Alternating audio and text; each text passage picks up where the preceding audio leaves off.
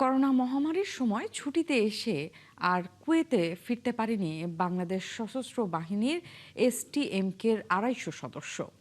সোমবার জাতীয় প্রেস ক্লাবে এক সংবাদ সম্মেলনে তারা অভিযোগ করেন, সেনা সদর দপ্তরের উদ্যোগে কুয়েতে ফেরার আশ্বাস পেলেও বিভিন্ন জটিলতায় সেই প্রক্রিয়া থমকে যায়।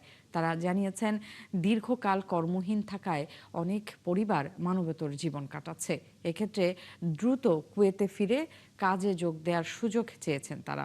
একই সাথে জমা রাখা পাসপোর্ট ও সিভিল আইডি ফেরত এবং ক্ষতিগ্রস্ত পরিবারগুলোর জন্য স্থায়ী সমাধান চেয়েছেন ভুক্তভোগীরা। সংকট সমাধানে প্রধানমন্ত্রী ও সেনা প্রধানের হস্তক্ষেপ কামনা করেছেন তারা।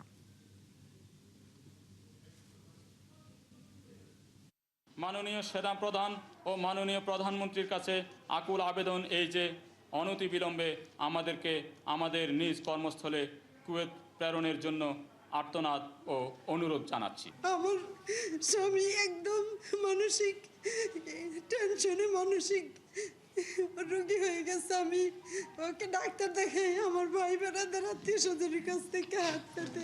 আমি যাকে আমার বেডে রেখে আসছি সে চাকরি করছে অলরেডি, কন্টিনিউ চাকরি তার, অথচ আমি কেন চাকরিতে জয়েন করতে পারছি না। কুয়েতে প্রত্যাবর্তন করে আমরা চাকরিতে যোগদান করে নিয়মিতকরণ করতে পারি নাই, কারণ এখানে আমাদের অথরিটির আমাদের প্রতি সদয় ছিল না।